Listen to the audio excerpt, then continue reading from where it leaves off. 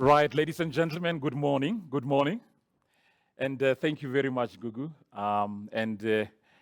A warm welcome to all of you attending the ninth directors event today. As Gugu said, we are a proud sponsor of the event, and this is the fifth year of supporting the event, the fifth year of supporting the event. We started a long time ago, before COVID. Everything was physical. And a few years ago, it was all virtual. And I mentioned last year that back at the height of COVID, we were recording everything. So there was a time when we were recording with Gugu, and I never met Gugu. So because we were recording at different times, I was referring to a chair saying, "Thank you, Gugu." And the guys at the back would then combine all these things. Last year we had a semi-virtual one where most of the speakers were here, and everybody else was online. And today it is virtual. We've got about 80 odd people in here, and about 800 people online. This is actually very good. How things change over a 5-year period, how things change, and this is becoming normal. We continue to support the event because we as BCX believe it's a good platform. It's a good platform to have leaders across South Africa to meet and to talk about issues that are affecting us as people, affecting our companies, and also affecting the country. And we'll continue to do that. And we've got some interesting people here today. We've got Mr. Maroja here and Dr. Padi Lihotla. We were talking with Dr. Lihotla that the first time I met him was back in 1995. I was a salesperson trying to sell solutions for the census back in the day. So I've known him for a long time, and I've always, every time I went to sell to him, marveled at the way he was thinking. He reminded me of my professors back at university. And maybe I marveled at that because deep down I harbor a secret. And that secret is that I wanted to be a maths professor. But I saw the light, Dr. Lihotla. I saw the light and changed. As I was thinking last night, I was wondering whether to come with a colorful jacket. I think it's a good thing that I didn't do it because you are not wearing your normal yellow jacket today. So, ladies and gentlemen, welcome, really welcome. The theme for today's event is about sustainable business, and we are linking it to attainment of ESG goals. I think I can safely assume that most people in here agree with the ESG principles. I can also safely assume that a number of us either have adopted ESG policy or have got the ESG framework, and we are busy implementing it. So I think where we are today, we've got people who are pro-ESG. But the truth is that ESG has detractors. It has critics. It has backlash. And the views of the critics are quite they are quite vocal, and their views are gaining momentum.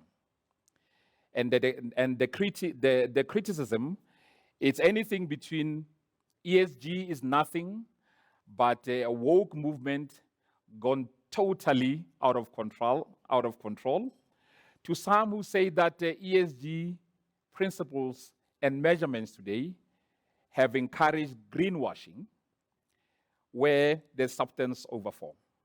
So you've got all those two, and those two camps. And I thought to myself, but what is going on? What are people discussing around ESG?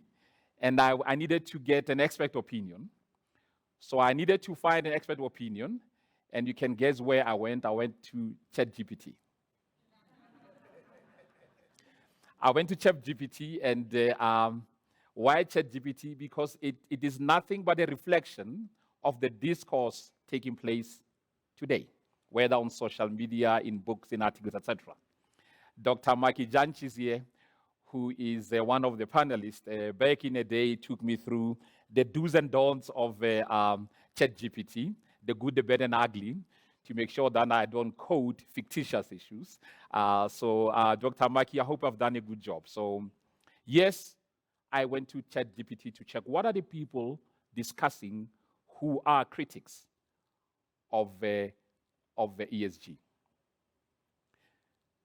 In terms of the gospel according to ChatGPT, a number of people believe that focus on ESG has got a tendency to distort markets, misallocation of capital. Because when you invest based on ESG results, you are likely to misallocate resources. Those are the people who say that business exists to generate profit and maximize shareholder value, and any diversion of the resources to anything else is not good for business. So that's one part of the people according to the gospel. According to the gospel, the other set of people are saying that ESG does not take into account the uniqueness, the special area or the development of regions, industries, and countries.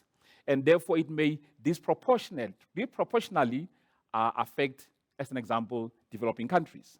That maybe developing countries will require to invest in technologies or industries that are culprits of pollution. But if you put ESG targets on that, what you will do is to hamper them from attaining growth and getting people out of poverty. When you think about that, the question that you ask is, are the people who are critics of ESG today, are they lunatics? Are they bigots? Are they fanatics? Not quite. Not quite. But does it mean that we should compromise? Isn't ESG about ethical imperatives? Yes, it is. But you see, the question is not either or. It's about the third alternative, a third alternative. Because absolutely correct, the key focus of business is to meet customer requirements, generate profit, and maximize shareholder value. But surely, that does not mean optimizing quarterly results.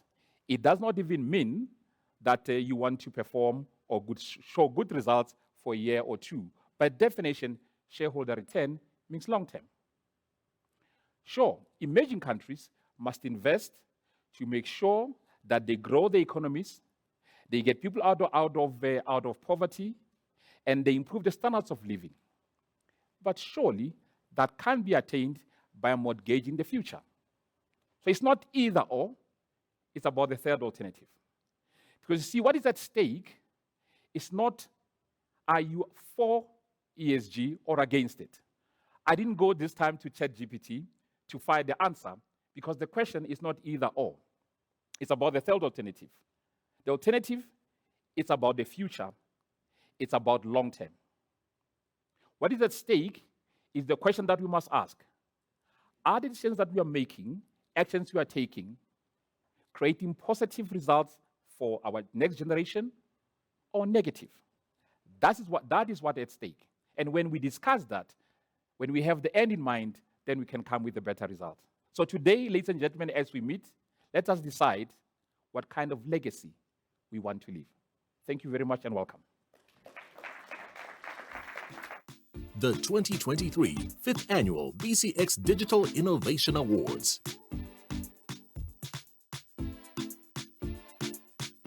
BCX Digital Innovation Awards have celebrated and recognized digital innovation excellence in South Africa since 2019. Now in its 5th year, BCX is proud to announce the 2023 awards are officially open for entries. South African SMEs, corporates and public sector organizations can enter.